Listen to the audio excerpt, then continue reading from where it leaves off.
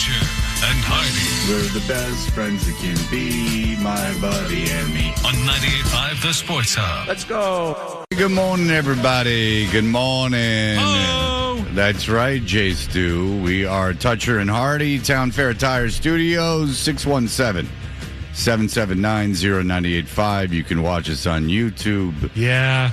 That's right, Jay Stewie. That's right. Absolutely. Yeah. Yeah. You got that right, check. And you can download the podcast wherever you want. When I came in this morning, it was very exciting. Everyone was in the midst of shooting a new Thuppets video. We'll keep the subject matter. That's fine. Under wraps. But they were shooting a new Thuppets video, which is was a very collaborative process from my. It's not done yet, Jay Stu. Goodness. I make my own puppet videos at home, except I've never had puppets made. You just used the dead cats, I assume. Well, dead stuff. Yeah. Yeah. And then I just make a cavity in the bottom so I can work it. Sure. How else would you do it? There's no other way. Yeah. You just take the corpse and move and manipulate it with your hand, but you have to make a big cavity to stick your arm in. You know? It's like $1 million slam match, only with dead stuff. So, yes, that should be very exciting. Do you have any inclination of when that may be finished? I'm thinking it'll post tomorrow. Oh, very exciting. A new Thuppets video on the way. What ended up happening, Fred, after, and by the way, of all the tales that I come home with from work, most of them fall on deaf ears, right? And so I've learned after many, many years of marriage, and my kids certainly don't care, but, telling stories of interesting things that happen at work. The most interested Marcy has been in anything that has happened here in a long time was the fact that Adolfo was able to fix your phone essentially remotely yesterday. Well, I'm sure the audience is very excited that we're bringing this up again. No, no. I just wanted to know what I only bring it up because with that out of the way yesterday, what were you able to do? Because that was the drama going on yesterday. Are you going to be able to make it to Rhode Island? Are you going to make it to this other game? 2 games yesterday, back, forth. But with the visit to the Verizon store off the board, what happened? All right, so first of all, Adolfo did fix the phone remotely. He had insider knowledge of how to manipulate the network. So I went on the Verizon app, and I had to run an eSIM. Yes. So he didn't do it. I did it. But he screenshotted, like, insider instructions. So Adolfo came through, and it did fix the phone. It saved me all that time at Verizon. So my son was in the underclass games, this ISL, whatever, the Showcase All-Star game, something like that, for kids that weren't seniors last year, obviously underclass. And it was at Brown University. So I called him right after the show, and he had heard us talking about it, which is very strange, but he had to drive to his mom's house. He had spent the night at my house, and he had to drive to his mom's house, which isn't far, which is very, very close. And he was making it clear that the radio just happened to be on. Like he did not have time to plug his phone in because he wasn't going to Brown yet. And he said, Don't come. I'm only pitching an inning. Don't come. Don't come all the way down here. He was on his way to Brown. And then I said, okay, Brown University. So I was like, okay. And then I was driving to pick up his sister at like 3 o'clock, and he called me. Then his coach texted me. Let me guess. His sister insisted that you both go. because she said, I can't miss this, and demanded that you drive her down there so that she could see? No, I was just picking her up from school because I wasn't going to go to his thing. Oh, okay. He said not to go, which I just took and ran. But he was like, then his coach texted me at 3 and was like, Mao did well, and he was done. So if I would have gone, which was what my fear was. Now you say, like, why didn't you go down like right after the show? Well, the game wasn't until 2:30, and I had to pick up my daughter from school. Why did you not pick her up from school? You tell my daughter that I'm not picking her up from school. Well, how did you tell her that she missed seeing her brother pitch? She was pissed because she was going to get out of school early. So she wasn't, like, excited. Like, when I texted her and said, like, hey, I'm not going to get you, she was like, why? Because, she was going to get out of school 40 minutes early. So she was kind of excited about it. So, yeah, I mean, I guess at this stage in her life, she'd still rather be in the car with me for an hour than be with her brother. So I did go to BC, but when I got there, his mom was there. I went with Zoe, and his mom was there, and we were sitting there, and Milo texted us, and he said, I'm not going to pitch, and I'm not going to play because I'm a pitcher only, and we didn't pay for me to play. We only paid for me to be a pitcher, basically, essentially. And he said, I'm not going to pitch. Please go home because I don't want you here if I'm not pitching. And so I said, okay, you got that? And then we left. And then apparently the coach cajoled him to warm up, but he said, I'm not pitching again. No. How did he do in his brief stint in game 1? He pitched 1 inning. He's 2 strikeouts. Great. An infield hit, apparently, or something like that. But he didn't give up any runs. So I think he did well. That's what his coach said. Great. But I don't know. I can't speak for my son, for I was not at the event. And he's getting to the age where I do not want to speak to his performance. But I did want some backup that I didn't have to go to Brown for 1 half inning of baseball. That's what I wanted. And then the thing last night just reminded me of having a kid that only pitches and going to tournaments, because there's a lot of games in the summer that he does not participate in, that if you have to go out of town, you're sitting at.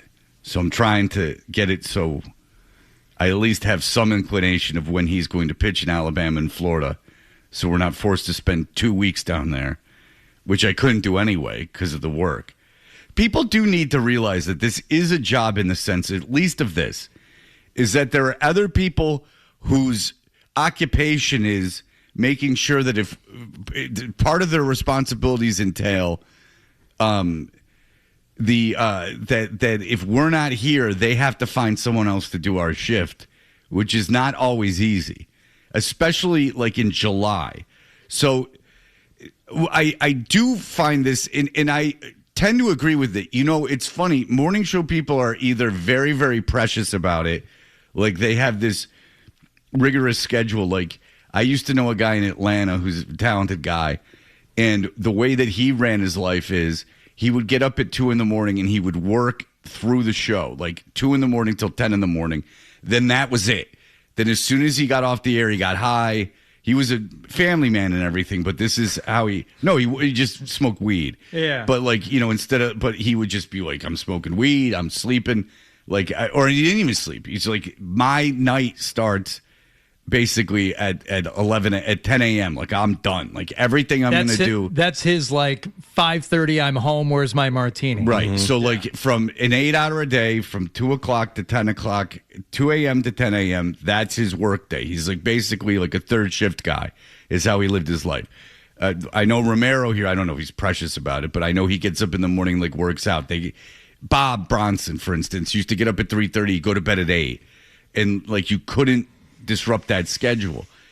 Now, I know that the three of us do not operate that way, that there is, and so I've always been one regret I'll never have is not doing enough with my kids. I've probably, and no doubt, have screwed up many, many times as a parent, but I was always at least around. Yeah. In whatever, I've gone to almost every single thing over the course of 18 years for my son.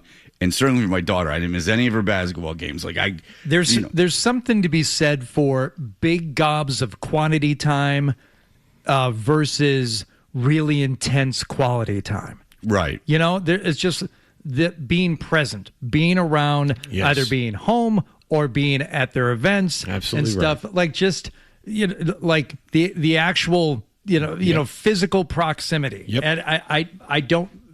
It's something that I kind of subscribe to also, but I also I don't feel the need to make up for it with like lavish activities that we're going to do together and what I like to call fun forcing. Now we're going to do this, and now we're going to do that. It's like it's okay just to be there. Right. That's might be more important. Yeah. So but there's this inclination based on that the job doesn't matter and that there's no one else, despite the fact that I make the entire maybe 20 times what my ex-wife makes. There is this belief, because I think I've been too loosey-goosey with her, with everyone, that not even my family, just everyone, that this job is kind of a joke. And that, fine, maybe it is. Like, maybe my role in this is I a think joke. your role in it is kind of a joke. Fine. But everyone else here has a real job. You, not so much. But there is there are people, I do work for a corporation, and there are people that need to know when I'm not going to be here. There is stuff that needs to be done if I'm not going to be here. And, like my ex-wife is a personal assistant, and she's like, well, I can't go like to Alabama, and I can only go to Atlanta for this many days. And okay, but like I have a job too, and it makes a million times more than yours does. Like I'm responsible for our family's welfare, whatever, but I don't argue about it. But it's like asking someone, like, can you just give me like a window of like 3 days when my son would participate in his only game? And it's like, I'm not doing this. Just take everything else out of it. It's like, I do need a little bit of advance notice of when I'm going to be gone, and I don't have 10 vacation days to burn. This is the one thing that, because we all get it. And if you've been working in radio, which we all have for, combined probably... A long time. 90 years. Yeah, it's a lot. It's a lot. Yeah. Just between the three of us in this room. Maybe 100, actually. Yeah. It's pretty close, That's actually, that might be an interesting little math problem to do. Oh, man. All right. Like, you only work for 4 hours a day. Number one, no. But B, and this is what I tell my buddies when we'll see them sometimes like on the golf course later. Oh, of course you're out here. You don't even have to work. I said, you know what? You're here in the middle of the day, so you have a job.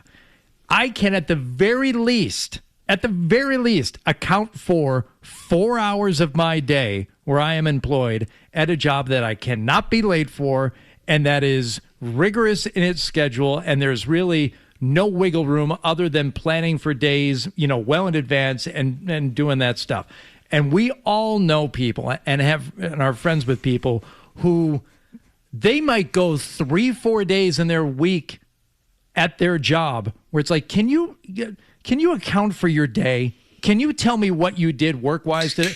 And, look, is it hard in terms of physically taxing or emotionally? Not compared to so many other jobs. No. But your ass is in the work chair for those 4 hours, 5 days a week, and then all the other stuff we do outside of it, forget all that. That's, I think, a lot more than what a lot of people can really, really account for when it comes to doing their quote-unquote jobs. So that's what I tell them. I'm like, hey, I can tell you how I put in maybe, by your standards, at least half a day's work. Can you, as we stand here together on the golf course? Because it's 2:00, and I don't know that you actually put in your half a day before you came out here, or if you did yesterday or the day before, or if you will tomorrow. How many people at that golf tournament were getting paid by their respected jobs on Monday? Yeah. How many people had to burn a vacation day for that? Yeah. Like zero. I mean, we were sitting at a table with someone who was on the clock for their job, and they were not even they weren't even looking at their phone. And they're like, I work from home, which is a good thing because I'm here and I'm technically on the clock. So, yeah, there's a lot of, now that you can work from home. Yeah. Yeah, I mean, it's funny to me that people are like, wow, you're playing golf. And you're like, yeah, well, you are too. Like, you're doing it too. At least I've had to check in, but whatever. Take whatever we do out of it. It's just that the idea that that it's just like no one needs to know. Like, in fact, Hardy's right. It is like a shift work, so you do need to know in advance. Yes. Almost more than any other white collar job now is that you have to, like any office job now. I think that that's absolutely true, because how many office jobs now are 9 to 5 jobs where you have to be in the office from 9 to 5, where there's no wiggle room with that? It's funny, post-COVID, and it took a couple of years post-COVID. There are more companies, and I hear from people that they get pushback on that now, where they actually do have to go in. It's like the companies have said, you know what, we can't get out of this lease. We have this space here. You have to come into work, even though it's been demonstrated, at least in some cases, that the productivity doesn't change.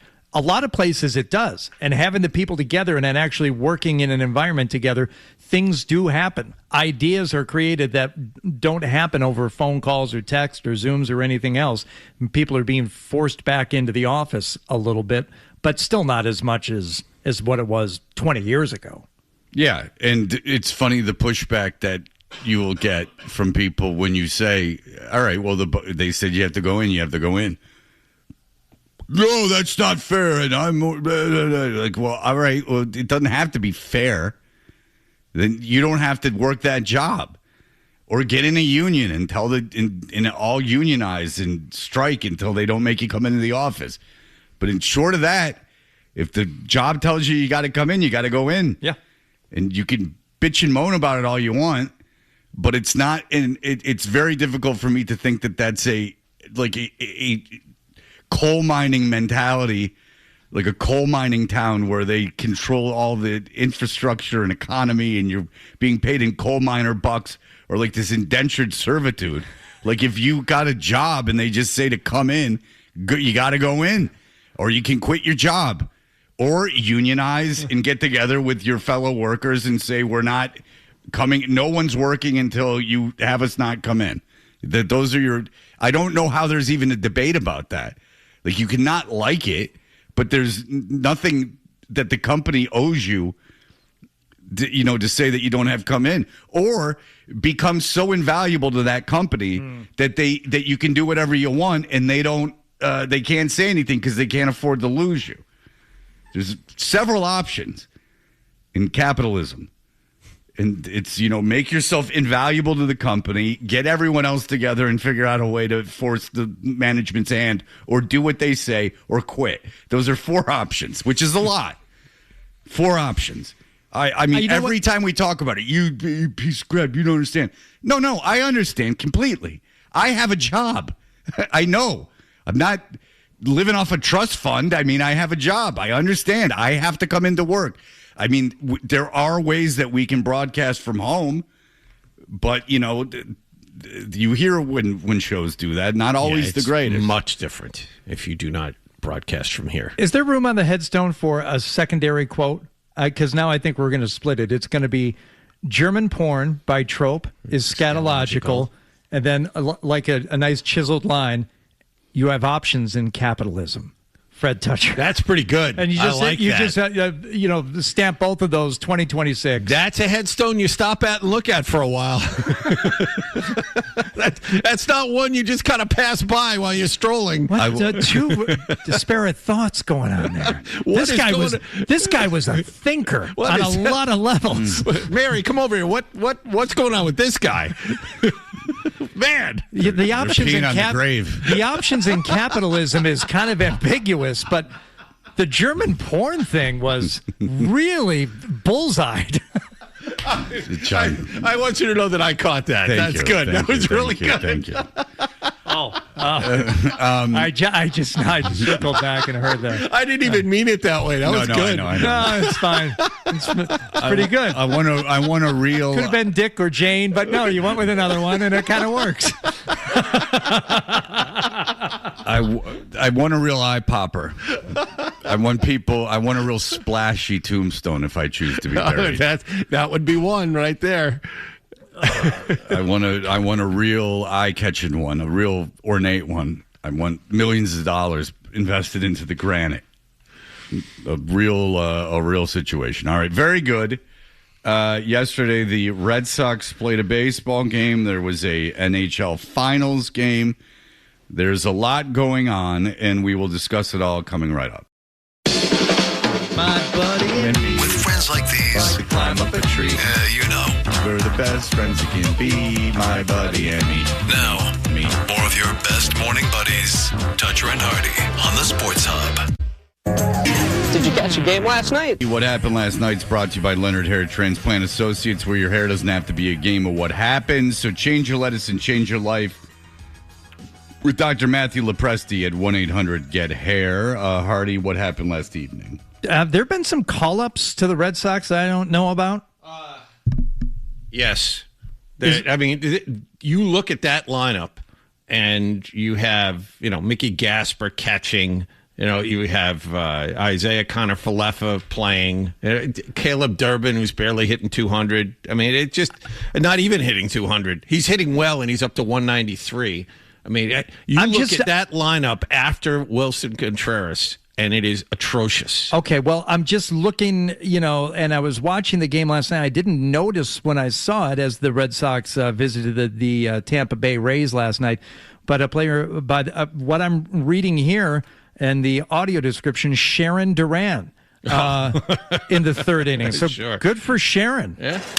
And a line drive, softly hit, but a base hit into center, and the Red Sox are on the board.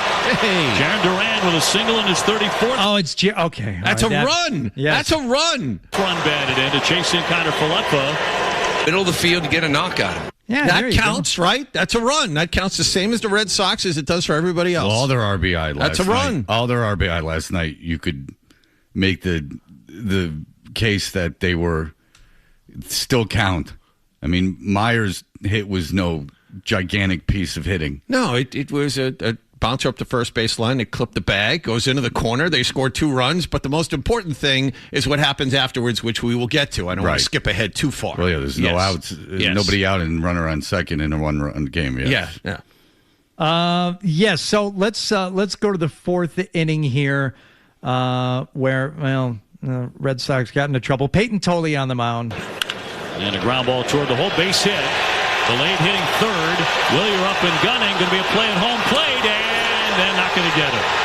And scooting on down to second, Mullins. This game is tied 1-1. An actual Tampa-based crowd in the stands cheering the Tampa Bay Rays. All right, Peyton Tolle pitched pretty well. He lasted 6 innings, but weird stuff happens to bad teams. I don't know if you saw what happened in the first inning for Tampa or not. You had runners on second and third, and in the bottom of the first inning, and you had a pop up. Peyton Tolle with 2 outs gets a pop up into foul territory. Mickey Gasper comes over. For some reason, Peyton Tolle sprints over into foul territory, and the first baseman Contreras comes in, and between the 3 of them, they can't catch a foul pop up that's right next to the first base line, so that drops.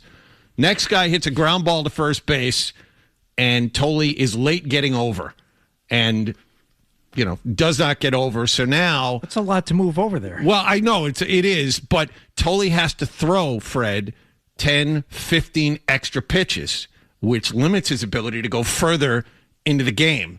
These are the little things that the Red Sox, like at this point last season, suck at. And this is a team that's supposed to get by on pitching and defense. Fire the manager.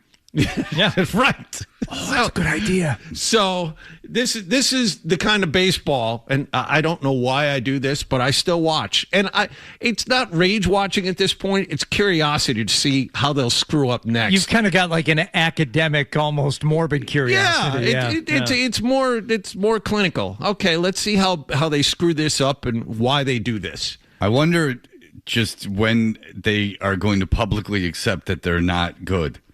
Like that this is not turning around, that regardless of the wild card situation in the AL and how topsy-turvy it might be with the, second and third wild card spots being bad teams, that you are worse than those bad teams. All you have to do is tune in for about 5 minutes each night and watch this team play and watch some of the players they're running out there every night. And there is no way you can look at that team and go, oh, sure, they should add. Like you have people looking, whether it be ownership or your director of baseball operations, making phone calls for you to try and add a right-handed bat. Why are you doing this? One right-handed bat is not going to help you. You drop a right-handed bat into this lineup, does that turn things around? No, and that would anger me as much if I'm a Red Sox fan, almost as last year, what they did last year, because it's just the opposite. You're screwing up in the opposite way. Like last year, you got rid of Devers for nothing, for making your team actively worse, in that the players you added were worse than replacement players would have been, even though May's okay this year. But he was not last year. No, he was terrible last year. And so, which is weird because he throws so hard. But but so does Hicks. Yeah, they went for two guys that throw super hard and can't pitch. But, you're tied or you're 4.5 games out. You're tied or behind everyone but one team in the AL, and you're not as good as the teams in front of you. So I know you're 4.5 games out of a wild card spot, and all you have to do is get in, but you're not as good as the teams in front of you. You're not as good as the Rangers. You're not as good as the Athletics. You're not as good as the Orioles. You're not as good as the Astros. You're not as good as the Twins. You're not as good as the Tigers. You're not as good as you might be as good as the Royals. Maybe. You weren't supposed to be. No guarantee of that. Maybe. But say it's even. But, I mean, everyone's better than you. So I don't understand why there's even this pretend world where you're going to not sell, because that would be just inexcusable. You're 11. I think it's 11 games under 500 at home. I mean, you really have to be terrible to do that. 11 games under 500 in your own ballpark? It's unheard of, especially for this team. It is amazing to me how bad they are fundamentally, how much they can't score runs. They're still 0 when they're down 3 runs or more in any game this season. They have pieces that can help them. Aroldis Chapman is an all-star, and you're not trading him? I don't understand the thought process. Well, I would trade Gray, Whitlock, Chapman. I'd trade those 3 off the top. What are they thinking? I'd trade Contreras. You can't be deluding yourself into thinking that all of this. I'd trade Duran.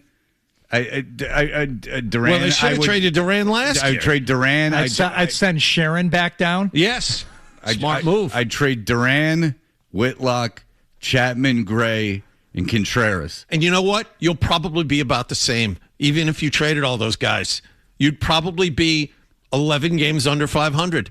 Yes. Oh, yeah, absolutely. Well, yeah, because you're not winning based on any kind of offensive production. And they can't score runs. And Gray's been, I mean, how many games? I mean, Chapman's at least coming in when you have a lead. But that's the thing. You trade all those guys like, we're going to finish last. Guess what? You're already in last. It doesn't matter. Yeah, you have to get some kind of, especially since you thought Roman Anthony was going to be your best player at 21 and carry your team. You might as well just go full youth movement. Looks like you've whiffed on 2 of the 3. So maybe. Well, now Meyer has been good the last couple nights. Believe me, I'm aware that Meyer's got. Listen, look, Jordan Walker can be an all-star this year, and could and he was terrible for the first. And you know what? And then we were talking about this when they brought up all those kids last year. And got rid of Devers. It's like, these kids can't be expected to hit the second they get here. Roman Anthony might be a little different, but most prospects don't hit the second they get here. It takes a year or 2, and maybe this is Meyer coming out of that. Maybe Meyer has figured something out. He's now finally comfortable playing the position he was supposed to play, and now is getting his bearings. Let's hope so. Anyway. Yeah, I mean, I'm kidding about Meyer and failing with him. Obviously, they're super young, and you got to give them time. But this team can't score with runners in scoring position. They can't win home games. And the pitching's been pretty good, too. That's the thing. The starting rotation has been pretty good, even though Gray's been in and out. Crochet hasn't pitched in 7 weeks. They're still holding up their end. I mean, you can do the whole run exercise. I mean, 3-1, 1, 5, 2, and then you had the 8-1 Orioles game. Mm-hmm. Yeah, you can't score 2 runs in every game. There has to be occasionally one where people hit. I mean, we do this probably once a week, but I mean, you just go through the scores. I mean, they don't score runs. It doesn't matter how good your pitching is. Obviously, I mean, you can't ask pitchers to go out there and say we're gonna look. You got 3 runs to work with. You got to keep them under 3 every runs. single game. Yeah, like the Tolle start last night, and he was, not apologetic about it afterward, but reflecting on it, it's like, all right, he went out there and gave you 6. It's 4 not runs. Your fault. It wasn't his fault. It's not his fault. It's like you need to have a team that can overcome your starter giving up 4 runs over 6 innings. That's not. He didn't step in it. This isn't a video game. This is actual life where pitchers make mistakes. Every single one of them will, and your offense is incapable of helping. I mean, even if 1 or 2 of these guys got hot, there are so many holes in that order after the top 4. And by the way, Rafaela is hitting far beyond what anyone thought he would hit. So they placed him in the number 2 spot in the order. Rafaela, by and large, has been an 8 or 9 hole guy. Right. No, he's not like a superstar talent. But he hits second because he is hitting well this year and he can help. Look, but John, this is a little league lineup where you stack your best hitters at the top of the order to get them the most at bats. Talked about it at the beginning of the season. Contreras is a good major league hitter. He's a good major league hitter. He's not a great major league hitter. And Contreras, good solid signing. I could have done it.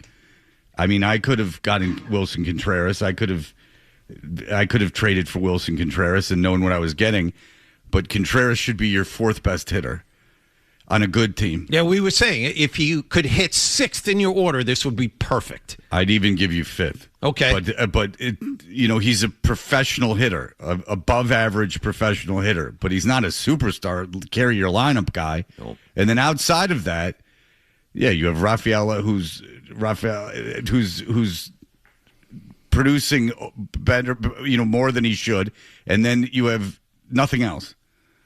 So there you go. All right. Bad. We'll find out what happened in the Stanley Cup final last night as the Vegas Golden Knights were home to take on the Carolina Hurricanes. We will do that next. All right. Here are the headlines.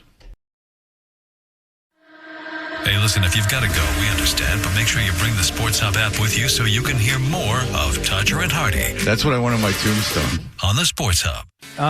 Once again in Las Vegas with the Vegas Golden Knights up 2-1 in the series. Carolina, though. 2-1. Oh, yeah. 2 times 1 is 2. Finger man, 2-1, right? Okay. He's the finger man. I'm the finger man, too. 2-1, all right. You got to understand when you're at these Vegas Golden Knights games, it's this huge production. The pregame is still really good. It's unbelievable. Okay, I mean it is because we've talked about this on the show when they won their first cup. Over the top, Las Vegas. Very corny. Yeah. They lean into the Golden Knights thing, and it's like people they get it. They're kind of laughing, but it's like you laugh at this really lavish, Vegas extravaganza. Like, this is ridiculous, but it's still really cool. Like, all the stuff and They still have a British woman, narrating a night at the center of the ice. Really Triumph playing the Sphere. Which Eddie's been lobbying for. Oh, really? No. He had a guy on. Sorry, he had a guy on yesterday. I like how you apologize beforehand. I don't even Mickey Day or Mikey Day, not the guy from Saturday Night Live. Mickey D something, and I was like, who the hell is that? I went and saw a picture of him. I didn't know who it was, and I Googled him, and I read his Wikipedia, and I still don't know who it is. Yeah. And I'm me with the Eddie Trunk stuff. Like, I think it's funny because I, like, vaguely know what he's talking about. This guy is so out there. And he's old, too. Like, it's not like some young guy in a band. It's like some old man. I got to figure it out. Go ahead. All right. But the crowd is whipped up into this dramatic frenzy before the start of these games. You can't help but get caught up in it. And Carolina said, we're going to take the wind out of their sails a minute and 6 seconds in. Of course, Carolina's 3 goals in 39 seconds. Now they'll win an offensive zone draw. Low shot out in front. Lively points. They score! Right off the hop. Logan Stankoven. Oh, my. Is he having a playoff series? His 11th puts Carolina up 1. Whoops. Logan Stankoven. Yeah. Oh, man. Jackson Blake would follow that up less than 2.5 minutes later with another goal so that Carolina would go up 2-0 early in the first period. Mark Stone would answer for the Vegas Golden Knights, but Jordan Staal on the power play about halfway through the first would make it a 3-1 Carolina lead. Second period, though, offensively, all Vegas Golden Knights. Carlson scoring 4.5 minutes in, and then Brett Howden on the power play. Howden, a 2-on-1. Howden pulls, he shoots, he scores! 3-3 tie in Game 4. Brett Howden, his 14th playoff goal. 3-3 after 2, and I had to go to bed. I had to. That's it. Well, No, you can't be staying up. I tapped out to. also. I left it Like, right damn a it, little this before is you. this is another good game for two teams. I've got an interest in both, for much different reasons. But I'm like, damn it, I want to stay up and watch it. Well, there's a goaltender situation going on in Carolina, too, Yes. where they pulled their starting goaltender and they didn't have him in uniform yesterday. Freddie Anderson was the emergency backup goaltender last night. They gave him like a full night off Yeah. of like not having any responsibilities. but Jordan Staal, who had scored on the power play at the end of the first, came out in the third for Carolina. Jarvis all alone now, back out in front for Staal. A backhand, he scores! He scores again! Oh my goodness! The captain is unreal, is second in the game, and the Hurricanes have got a 4-3 lead with 13:28. Oh, captain, my captain! Got to feel bad for Carter Hart there. That's not his fault. There's, That made a was great save. Unbelievable. And then there's just a loose puck and Staal sprawls out and He backhands. scored at least one goal in every Stanley Cup Finals game so far. I mean, this is a Conn Smythe run here. This guy Stankoven, 11 goals in the postseason. He's a good bet too. But the key to all of this is wild. No lead is safe. I mean, how many 2-goal leads have these two teams kicked away here in the first 4 games? And these aren't 2-1 and 3-2 games. I mean, these teams are scoring goals. This is an opportunity to bring in the casual fan. There's stuff happening. They're answering like 3 unanswered goals with 3 unanswered goals. Yeah, it's Carolina wild got swings. 4 in the third period, the last game. I mean, this is crazy stuff. Which is why it's entertaining for a couple of teams I don't care about, but not really. It's hard not to get caught up in this one if you watched any of these games. So Carolina would add the empty netter with less than a minute. Take the game 5-3, so we are tied at 2 in the Stanley Cup The Final. Carolina goaltender, Fred, Brandon Bussey, the guy who won the game for Carolina, you know where he was last year? He was the starting goaltender for the Providence Bruins last year. And here he is trying to win a cup for Carolina. He was really good for long stretches of time for the Hurricanes this season, too. And I think Anderson was hurt. I mean, he wasn't unbelievable last night. No, but he survived an early shorthanded attempt I saw by Stone. Yeah. But, he was not great last night. Bussey was 31-6-2 for Carolina this season.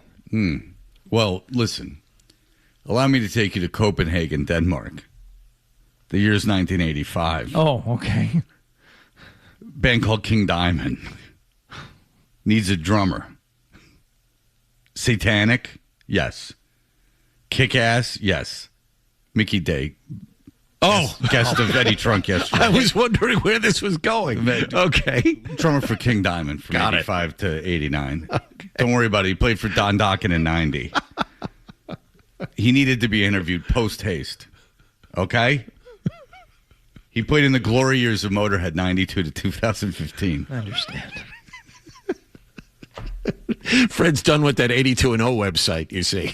So he's doing this instead. He's got time to do deep dives on the King Diamond replacement drummer. Yep. He was on Eddie Trunk yesterday. Yeah. He was talking about a health scare that he had. And he had the original drummer for King Diamond. That's all. Oh, the original drummer. I thought he was the replacement. Maybe he was. I hope I didn't get that wrong. All the King Diamond fans. No, he was there for the formation. Okay. I knew. You knew. I knew all along. Christian Gonzalez speaking yesterday. Did you remember him saying he wanted to be a Patriot for life at any point? I don't remember him saying that. Those kind of comments stand out. He must have at some point. Has anything changed? Do you feel still you want to remain a Patriot for the rest of your career? Yeah, for sure. Of course I want to be here. I've said this multiple times. I've been drafted here. I want to be rewarded as a Patriot, and I love this town. I love this city. Of course I want to be here. Foxborough. He loves Foxborough. Yeah. What city? They don't got you anywhere near the city. He wants to be rewarded, is what he said, which means he wants the contract, and we'll see what happens with that. That's the big thing to keep your eye on. Yeah, we're at mini camp right now. It'd be nice to have it done by training camp. Right in training camp. I don't know if this will get resolved before too much time passes. Training camp, I'm not worried about that. I mean, we in mandatory mini camp right now, so that's what we're focused on this weekend of that. Do you feel like you guys are making progress in the negotiations to get something done? I mean, I hope that's up to my agents and the team, and I hope we get something done. Yeah. He has, theoretically, the team over a barrel because if you looked, and I wasn't there, but I was reading about the defensive backs that were out there without Gonzalez. Not a murderer's row. You had Carlton Davis and then a bunch of other guys. And I know the prospect has been floated. Well, the Patriots might be more of a zone team, and that would lessen the need for a cover corner like Gonzalez. But the Patriots, if they want to continue to contribute and continue to compete, they need Gonzalez. And Gonzalez knows that. So this is going to be a fascinating contract negotiation over these next 6 weeks before camp starts. Because based on what I'm hearing, I think he's prepared to keep sitting out once camp begins. Well, yeah. I mean, he's basically just walking around outside right now. This is a hold-in. We saw Stephon Gilmore do this under different circumstances a few years ago. Yeah. But no, this is a hold-in. Yeah, I'll show up, but I'm not doing much. Him and Booty both are there, but not there. So, in Booty, it's interesting because it's not a contract thing. It's just he knows he's getting moved. So it's two different things. To give Booty credit, he was at least on the field during team drills. Well, Booty is also, they don't want to get him hurt. I mean, obviously, they want Booty to be healthy during the offseason. Like, I know they don't want anyone to get hurt, but Booty especially this offseason because they want to move him, obviously. So the team has an interest in keeping him fresh. The Christian Gonzalez thing, look, he's due to get paid. They're going to have to crap or get off the pot, as they say. All right, we'll be back in just a moment. A great auteur has a new film coming out, and I get to run a contest, which means I can be very cruel, which I enjoy, and we can do that in just a moment.